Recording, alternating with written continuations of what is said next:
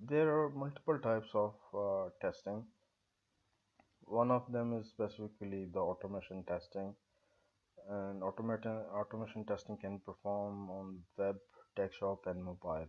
In this particular scenario, we'll discuss about the web browser automation. Uh, there are three major components of the automation testing. Is one of them is automation tool. For the web based or for the web browser automation, we will use a Selenium tool, which got feature. One of them is it can record the scenarios which you as a user will perform on the web browser, Firefox or Chrome, and then it can play back those recorded steps, and all those steps are recorded in the form of a script. It's basically an HTML script, so you can modify the script as well before playing it. The fourth major thing is like it can transform your script into any programming languages.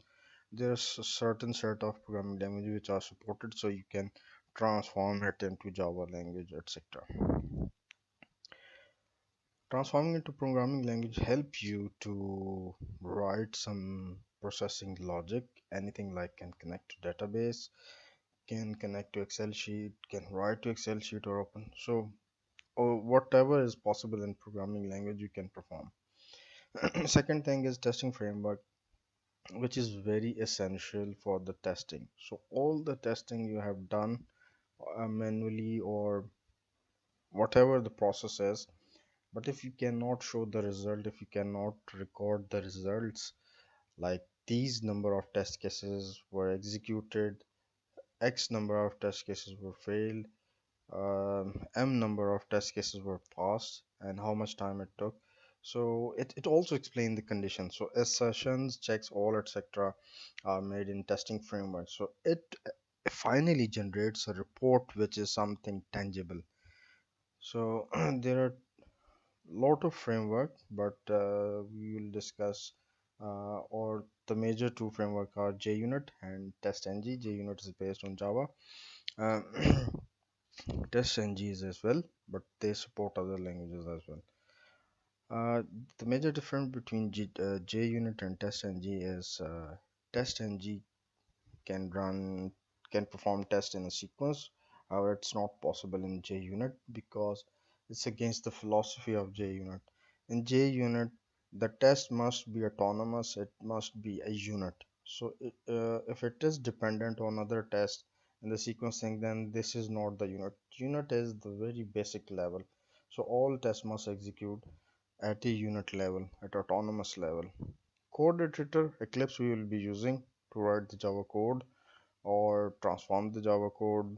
It helps us and it assists us in different way in auto completion and color coding, etc. So let's move to the let's move to the Selenium website to download the required plugin. So here's the link, selenium.hq.org/download.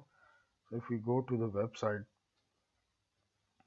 so this is some kind of page that will open, and if we scroll down and somewhere in a Selenium IDE, you can go to Amazon add-on. As we are automating the Firefox browser, so add-on will be added to the Firefox. If we click on this button add to Firefox to install the this Selenium IDE add-ons, uh, which will help us to record different things. So as I have already done this, so I won't be doing this. But the important thing is you will have an icon something like this which will launch the Selenium IDE in the Firefox browser.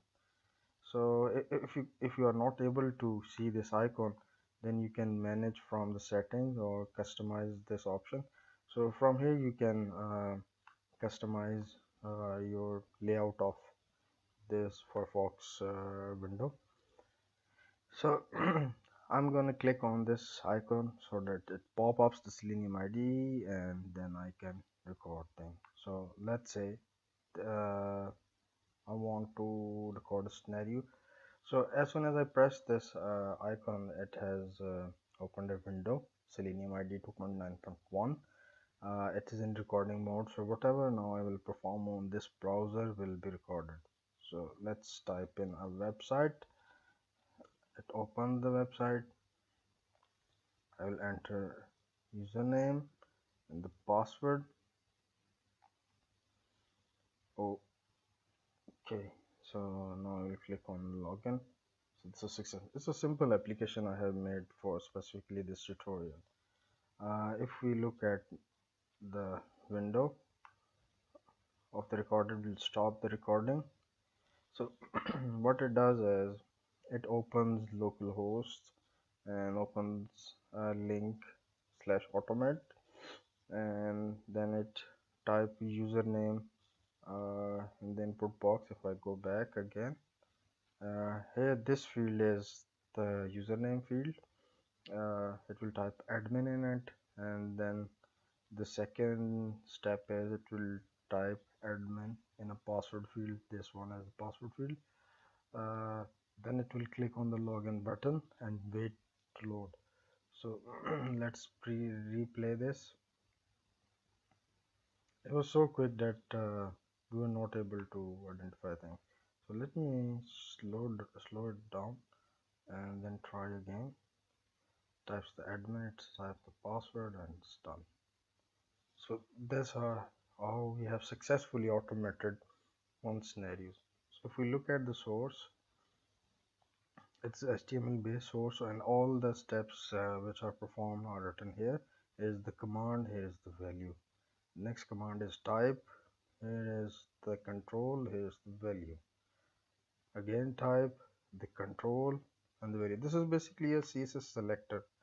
We can use the name, we can use the ID, we can use different CSS selector. If we look at the control source code of this page, so it's simple. Input box name is username, ID is username. So here uh, this condition ID is equal to username is actually referring to this specific element, and the next one is type. It will type in password. So ID is password, here is that second element. So this is the button for the login. If we look at this script, it is saying that click and wait. This is the command. This is the control. Control is the one which has ID is equal to login, and then it will wait for it. As in the response to this event, it will navigate to another page for the validation. So that's pretty much about the automating thing and playing back. So in order to record something, uh, in order to modify the script, we can add anything anywhere. In this point here, it is the types of commands. If you want to change, here is the target. It could be an element, it depends on the command, and here is the value. Okay, so let's now export this code to in any programming language. So it says that NUnit WebDriver, remote control, JUnit WebDriver, TestNG, or anything. Okay, so it supports C#, Java, Python, Ruby, and multiple framework as well, as we have discussed already. So I will export it in a JUnit for WebDriver. It's now asking me to provide the location at PM.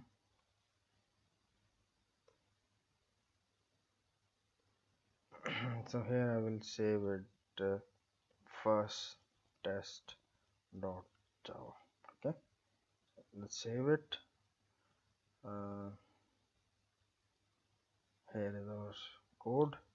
If I open it in Eclipse IDE, it's loading, and that's it. Here are all the steps. So few things here are related to the framework, the JUnit framework. and few things are related to driver. So what it's doing is on setup before is executed before running any test script. So here in setup case, it is trying to create an object or a driver.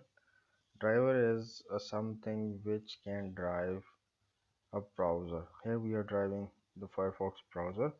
So we provided the URL and here we specified the timeout. Like a site might require more time to load. So we have specified here 30 seconds. Here is our first test, which will start by loading a URL automate, base URL plus automate. The get will open a link which we have already recorded. Then driver will help us find an element in the browser. So we are finding an element as username, okay, by ID. So it will look for an element. Uh, this is basically creating a condition. A condition is stating that any element which has ID as username. So by finding here in this line, we are now trying to find that conditioned element in the web browser. And first step is it clears the existing text and then it sends the keys mean typing something. So it sends the keys which will be typed in that specific element. Then it switches to the next element input box, which is password, clear the existing text, and then it uh, send the keys like admin. Then click on the login button. So it's pretty much a simple thing. After is executed, all the once this test is complete, it will execute the teardown. It's more like for cleanup. So if you have opened a browser, it will just close it. For every test you write, one, two, three, or how many tests you write, uh, it will uh, it will execute the before and after statement. Okay, so in order to run this code, we need to copy this. It's not part of this project, so I have created let me create a project and then we'll include this file. So let's go to new project. Here is the Java project. This will be web or test one. Okay, and I will click the finish button. You might not be able to see, but now I will click on finish button.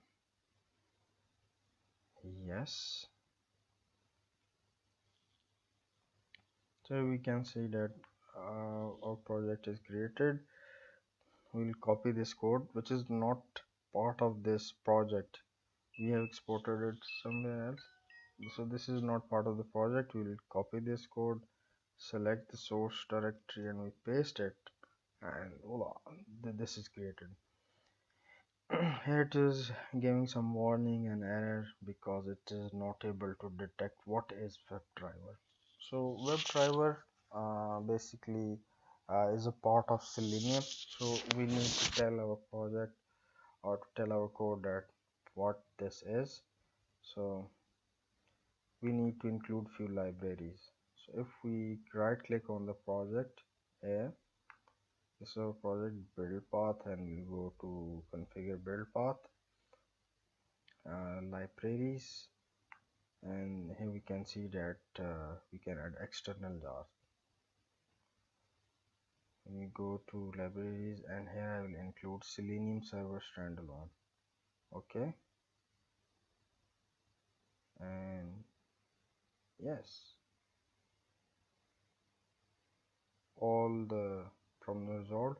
So here is some extra code, we can remove it. It's actually a utility function which can be used to perform different tasks, but in this specific case we do not require it.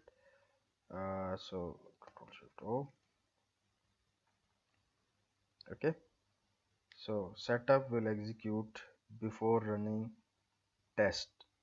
So here is one test. We annotate with @test.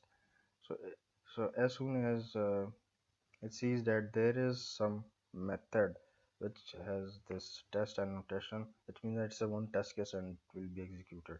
So before as like building up initializing thing, here we are initializing the driver.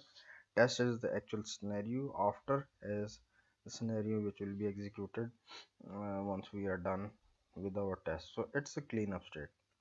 Okay, so in a most simplest form, here is our code. So let's run it.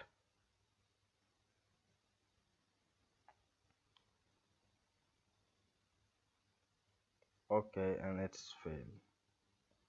It says that the path to the driver executable must be set by WebDriver. Okay, so there are few configuration required. It's not able to find out the Firefox because it needs to launch the Firefox, but it's not able to find the executable. So uh, we need to provide that.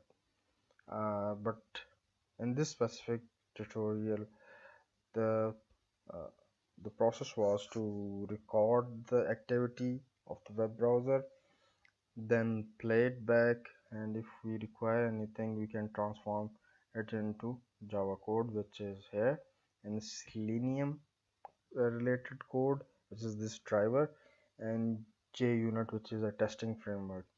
So as I told you that it provides the life cycle. So that's pretty much. I will fix this issue and come up with the next tutorial. Thank you.